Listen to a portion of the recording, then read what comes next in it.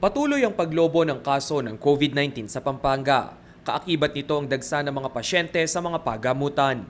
Ang Jose B. Lingad Memorial General Hospital sa City of San Fernando, makailang beses na ring napuno. Noong Marso, 255 ang bed capacity sa kanilang COVID-19 ward. Pagpasok ng Abril, nag-expand sila sa 327 beds. At nitong Mayo, muli silang nagdagdag ng mga kama upang tugunan ang tumataas na bilang ng mga nagpupositibo sa COVID-19. Pagpasok ng buwan ng Mayo, 381 na ang inilaang COVID beds ng ospital.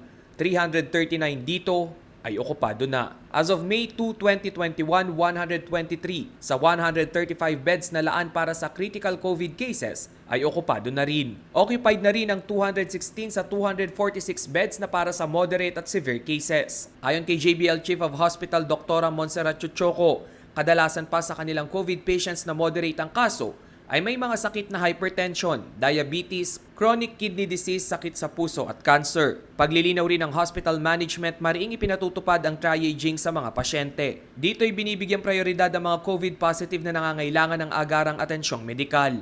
Ang mga pasyenteng may manageable conditions ay pinapayuhan nilang dumiretso sa mga community isolation facility. Ang JBL ay isang referral hospital para sa mga moderate, severe at critically ill na mga COVID positive patients, COVID suspects at COVID probable cases.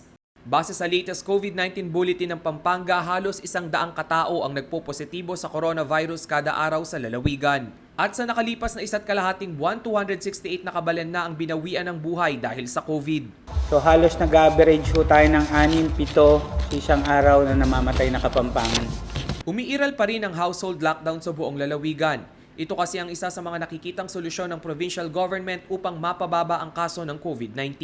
Nitong May 1, umakyat na sa 15,440 ang confirmed COVID cases sa Pampanga. 3,244 ang aktibong kaso. Rainiel Pawid, CLTV News.